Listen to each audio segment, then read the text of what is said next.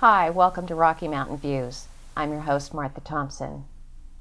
Today we are very fortunate to have Louise Osh with us today. She is an expert on veganism. She's going to teach us all about it, teach me about it, and there are a lot of implications for being vegan. There's health, there's the environment, and there's also just the basic ethics involved. So you're our expert on this, and I want to hear about, I'm assuming that you haven't always been vegan, so how did you become vegan? What's that been for you? What's that journey been? Well, Martha, I want to first thank you for inviting me over to your beautiful studio you have here. Thank you. And I brought you a gift. This is an Oya. Oya. This is Oya, although it's spelled O-L-L-A. Okay. It's coming out of China. They've used them there for thousands of years to conserve water. Okay. So this is just two simple unfired clay pots. There is a little piece of tile and some aquarium silicone to plug up the bottom hole. And that's something that we could get at any home store, large home store, right? Yes. Okay.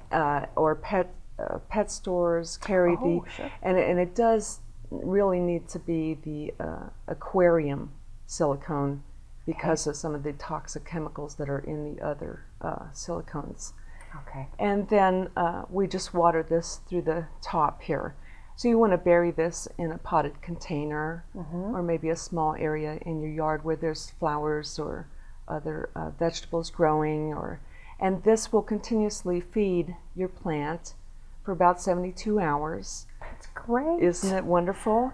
And I hope that it so helps your much. plants grow this summer. Since we're in the middle of a semi-drought here in Colorado, it's very important that all of us at home can take some initiative to help to save water and conserve water. So I love this, Louise. Thank you. Well, not only will it help me conserve water, but it means that I get to have a bigger garden now. Okay. So this is great. Thank you so much. And I suppose we could use, because I do have some trees in the yard that I've been worried about. Now, can I plant these by those as well if I use bigger pots? You can, and it's quite an effective way of watering. You can also put liquid plant foods inside the containers if you're using those as fertilizers. So wonderful. Thank you so much. No, my pleasure. Thank you. Thank you for having me here. Well, so let's hear about, let's start with how you became vegan. Yes, vegan. Around the year 2000, in January, I quit smoking cigarettes. Oh, congratulations. Sure. And I became very health conscious and began to want to go out into the mountains here in Colorado and explore and adventure. And I had to have the utmost amount of health to be able to do that. Right. A lot of the things that I do are high altitude activities, and so I was looking to get healthy very quickly, as soon as possible, so that I could go out and have fun in our beautiful mountains here. So in the process of quitting smoking, these health alternatives came into view. Okay. And my perspective on, what is health, how do we get it, how do we keep it, and how can I do that? Right. So then I began to question exactly what it was that I was putting in my body. And it went from there, progressing from, foods to liquids to chemicals other than vitamins. And so as I was going through this process of recovering from my smoking addiction, these things began to fill up my mind, because I'm very convinced that we can't really just quit one habit and leave that void there. We have to start to fill that void with something else, something hopefully more positive. Right. So I was in the process of eliminating red meat and chicken, and I was down to salmon. Okay. When I had a visit from an old friend who went vegan. Okay. So he came to stay with us for a week. And the first thing he did when he got to our house is say, I have to go to the grocery store. I have to get something that I can eat. And it's a little unnerving to have a guest come to your house and just automatically know, you can't feed me, okay? Right. I'm a vegan, you can't feed me. So it made me think. And I watched what he did that week while he was with us. And then it caused me, of course, to question more and more exactly what are these animal byproducts I'm consuming? What's in them? Are they helping me? Are they harming my health? And so I began to investigate the vegan lifestyle. Okay. And it was a rough and rocky road for quite a number of years because it, for me, wasn't something that I had really been exposed to or knew much about. So I kind of fumbled through the dark and was reading a lot of material and getting a lot of conflicting information because I was basically reading magazine articles and listening to interviews on television and those kinds of snippets. And the more you're investigating this, the more the conflicts in information and statistics come to you, and you just don't want to believe anything after a while, and you're confused and you want better health. It is confusing because there is, especially now, being vegan is very much in vogue, but I think that you need to know what you're doing. So to receive conflicting information about it, I know people are doing it with the best of intentions, but there can be health implications if you're not doing this right, just as there are with any other form of eating. I mean, let's face it, food in general, that's what sustains us. So if there's going to be a change, we need the right information. We do, and we need to get it from reliable sources, and that was the problem that I was having. Okay. But I was fortunate enough to run into another vegan who was doing some mountain climbing and mountain biking and some of the activities that I was getting into over those years. And he started telling me more and more about how he did it and what he eats every day and what the pitfalls are. And almost every vegan I've ever known has to laugh when someone who's not a vegan asks them, well, how do you get your protein? Right, yeah. Right. I know, it's very common. It's almost the first question that someone will ask you. And the problem that we have with protein consumption is the over-consumption of protein. People can starve to death, but they will not die from lack of protein, okay?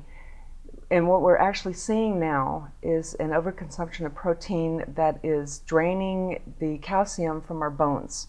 Wow. And that's why we're seeing more osteoporosis occurring even in younger children. The standards that were set for protein consumption were done with the help of the industry.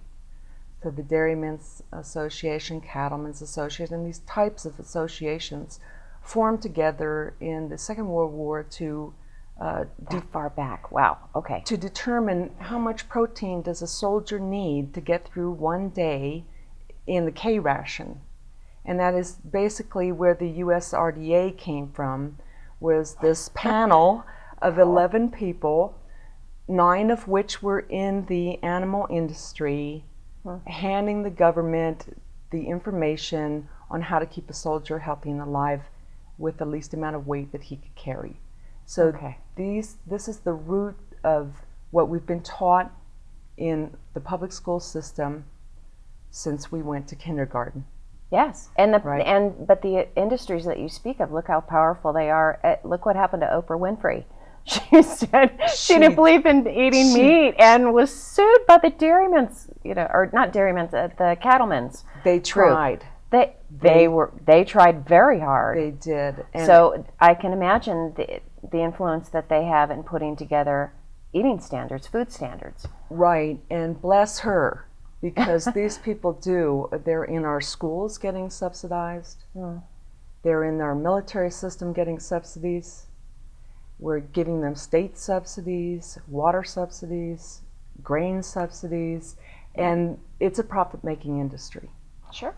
So, but we're continuing to fund that, and so we have to step back and rethink exactly where these standards came from and what we're being recommended to eat.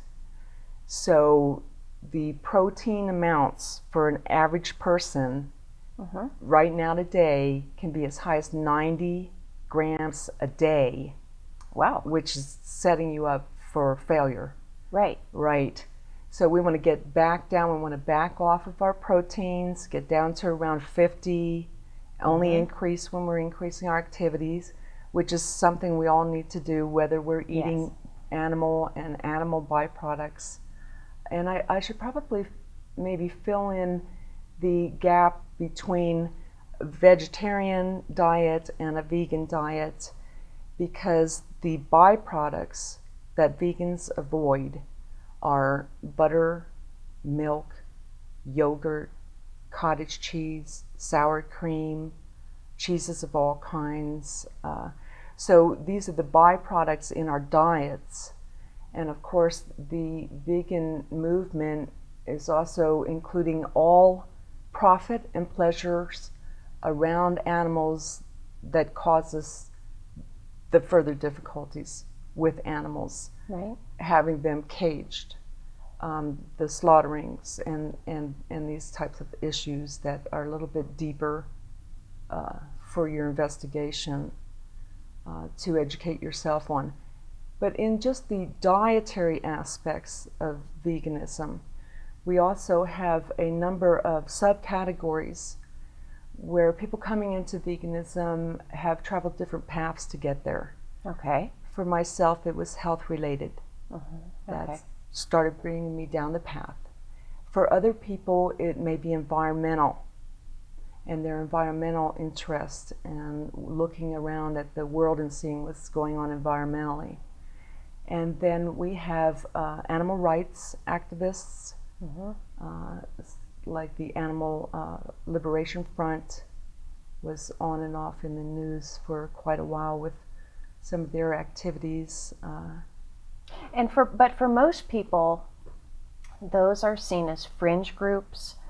They're extremists, and that's not what the average person is going to relate to. I know for myself, as I shared with you, I'm a vegetarian, and not only do I feel better, but I frankly am not capable of killing an animal. I just couldn't do it, and I don't have that disconnect of just being able to pick something up at the supermarket and, it's nice and clean, no blood, no screaming, and and to think that it's fine. It's not fine for me, because and growing up, my father owned butcher shops, so I don't have that. I know where it comes from, and I just ethically can't quite do it. It's just, and I don't miss it, but I've not taken the step that you have to vegan. The thought of no butter, what makes me want to cry. So. So I would imagine that people can do this in stages, and as you said, for many different reasons. Exactly. So we have all of these paths coming together, and vegetarian. I was a vegetarian for about 2 years before I actually went vegan. Okay. So that was a metamorphosis in itself. So as I was cutting down the meats. So as you're going along, you're going to be discovering these things and educating yourself, and your eyes are going to be opened up to a lot of the suffering that animals go through. Yeah. And a lot of vegans, people become vegan because that's one of the first things that they come across. The animal rights activists post many films about the suffering of animals. They'll go into the slaughterhouses, which is being outlawed in several states, and film. So now if you do it, you're going to get arrested, and they're going to fine you, and they're going to charge you with a felony, trespassing. Wow. But these people have been bringing out information about the treatment of animals for almost 2 decades now. So we're going along and we're exposing ourselves to, the health benefits of being a vegan, looking at the cruelty behind the industries and saying, no, I don't want to be a part of that. And many religions throughout the world, not in our country necessarily, but worldwide, just do not accept eating animal as a part of life. So whereas we want 2 chickens in the pot every week or something along those lines, now we're eating eggs with ham with cheese on top of that. Sure. So we're eating 3 servings of animal in one meal now, as to where we used to depend on lots of vegetables and salads and other types of foods. My favorite, nuts. I was opened up to the world of nuts when I went vegan because I had no idea. You can make pesto out of pistachios. I make my own milk. Wow. Yes, and it's not hard. I get a cup of almonds, I soak them overnight, I throw them in the blender with some ice, a little bit of vanilla, a bean. The vanilla bean is even more wonderful. And then that makes your milk. Throw in a couple of dates, blend it, and you can drink that for up to 3 to 4 days. Wow. And it's delicious with cookies and cupcakes, which we enjoy. We enjoy many of the baked goods that animal eaters enjoy. We've found ways around it, and that's one of the most beautiful things about being a vegan in 2013. Is all the substitutes that we have. The substitute sausages are just incredible. Italian sausage, Mexican sausages, field roast sausages made out of walnuts and apples and spices and wow. Yeah, and it was at one time just tofu. Right. Yeah. But not that many would stay with it if you were suffering. I wouldn't do it if I were suffering. No. But as a cook, I don't know if you're interested in cooking, but I've always been very interested in cooking. And I've always had a wonderful time in the kitchen. And I had those same kind of doubts. It's like, well, what do you eat? And it takes a little while to pull the blinders off the narrowed vision of just only, eating animals and dealing with byproducts. There's a whole nother world of fruits and vegetables and nuts and grains that you can open up in your own kitchen and experiment with. I love to make stir fries and add vegetables that you wouldn't ordinarily add or spices that you don't normally eat. And so we come to this world of variety that we're actually shut down to because we were coming out of meat and potato cultures. Right. It's what we know. And I do have a question, though, for, well, there are a couple things. One is that you had talked about a Meatless Monday, so I want to talk about what that would be like, what that's all about. And then, is it possible to have one spouse vegan and the other carnivore? How do you do that? Is it a nightmare in work? What do you think? We do find that our culture is surrounded with meat. Every baseball game has to have hot dogs and hamburgers, and when you go to dinner, it's usually Thanksgiving is the turkey there that's 10 times its normal size, and we can talk about the steroids and hormones and pesticides and antibiotics. 85% of all the antibiotics manufactured in the United States go to livestock. Wow. Yeah, 85%.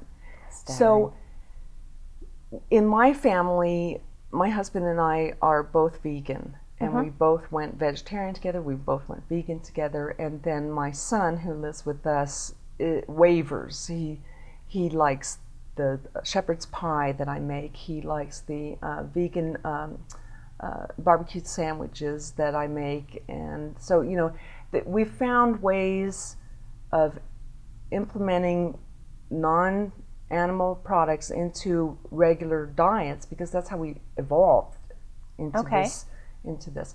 So with Meatless Monday, there's a variety of meatless patties, because people seem to want to eat on the run. Sure. We have grilled chicken patties. We have breaded pretended chicken patties. We have the hot dogs. The corn dogs are incredible. Okay, good news there. Exactly. Okay, so and that's something kids would like. Yes, little kids, if you didn't tell them, they would never know. If they didn't see the package, they would never know that this was not a pork. Perfect. Yeah. Okay, don't tell them. Don't. Okay. And don't. And don't let them see the package. Well, no. Because that really gives it away too. Okay. As this is what we've learned in our home. Don't let the kids see the package. Okay. So with the Meatless Mondays, now if you take the standard animal meal, and let's just say water, for instance, you're looking at about 1,200 gallons of water to produce one meal that contains meat. Whereas with these substitutes, you're looking at around 98 to 100 gallons of water per meal. So the savings in just water alone, especially in the conditions we're living under now, yes, it's just phenomenal. And they're saying that each vegan saves around 90 to 100 animals a year. So I'm going on, I'm in my 10th year. There you go. And then my husband's with me. And then over the years, I have helped other people to get into more of these substitutions for animal. So one vegan can make a huge difference in their communities. And there's always going to be people who are stuck in this crystallized thought form that keeps them sort of held prisoner to a world of limited choices. I make my own vegan cheeses. I make them from nuts. Okay. I make, like, my ricotta comes from a firm tofu, which I'm not a big fan of tofu. You're not? Okay. No, I'm not. There is a soy burger, and to make like a barbecued sandwich, I'll put a third of the soy burger substitute, a third chopped walnuts, and a third portobello mushrooms. Which are always great. Right, so you just, concoct those into your pan and then add your barbecue sauce, voila, a sandwich, and no suffering behind it. And see, that's a great meal for a Meatless Monday. Exactly. You brought some books today, and we're a little short on time, and I want to make sure we go over these. Well, this is really important for self-education. Okay. And this one is Eat to Live by Dr. Joel Fuhrman. Okay. He used to work with Dr. Oz when they would find an elderly patient that they couldn't avoid heart surgery. They would take them to Dr. Fuhrman, and he would help them. Now, Dr. Fuhrman does eat meat, but he only eats meat twice a week.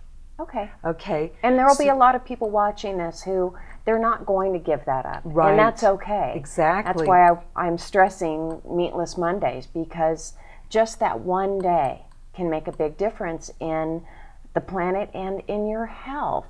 So this would be a great book to start out. And you've also brought, So that's where people are beginning to get off the diet. And then this book, I recommend these in order. Okay. Because of the information and the ability to absorb it and implement it into your life.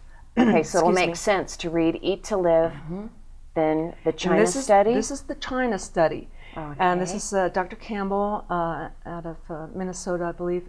He went to China on vacation, was doing some research, and found out that when the emperor in the 50s in China died from a heart attack, they thought he was murdered. They thought someone killed him. Because it was so unusual? They had never seen a heart attack or a stroke.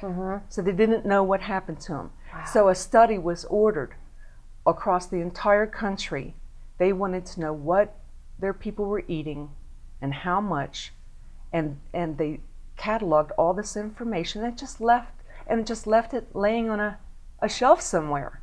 And then Dr. Campbell came around and he said, oh, could I take that and read it and study it?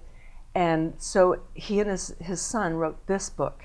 And this is going to tell you about exactly what's happening in the body when we're consuming animal products. Okay. And the ill effects on your health. And then this is a beautiful book by Will Tuttle, The World Peace Diet. And this is going to take you farther back in time to about 25,000 years ago and what we were actually doing. You know, you hear about the Neanderthal, and people often say, well, the caveman did just fine. They survived, and, you know, so this book is going to further open up your mind to what this process is, how it came about, and how we ended up here in the United States with these tremendous health problems that we're having today. Right, so, which are incredibly prevalent. And, yes. And it does matter. Diet does matter. This is the first generation in our history that is not going to outlive their children. Yes. So we're dying at a faster rate than we ever have before. The obesity rates that you hear about on television on a regular basis are killing us, and they're killing our children, and it's getting critical for the environment, and every day animals are suffering. When you say that, you know, 1 trillion a week are slaughtered, it's just too hard for your mind to absorb. Sure, to wrap your head around that number. It's staggering. It is. And then, you know, with all the chemicals that they're being fed and the conditions they're living under, when your eyes get opened to these realities, then you're going to start to consider things like Meatless Monday for your family. So we'll get the kids on some little chicken patties that they'll never know. I love that. I love that. And I wanted to make mention quickly before we close, if you're in Colorado Springs, there's a woman named J.L. Fields. She has a book coming out this July called Vegan for Her. And she also has a website, goveganwithjl.com, as well as a blog, jlgoesvegan.com. I know that she also teaches classes here locally, so we'll make sure that we put all of that information on the screen as well. I love the way that you brought the books to us so that we can learn. I know that you had to teach yourself. You're saving me a whole lot of time and energy and frustration so that I can learn more about maybe making even some more changes to my diet.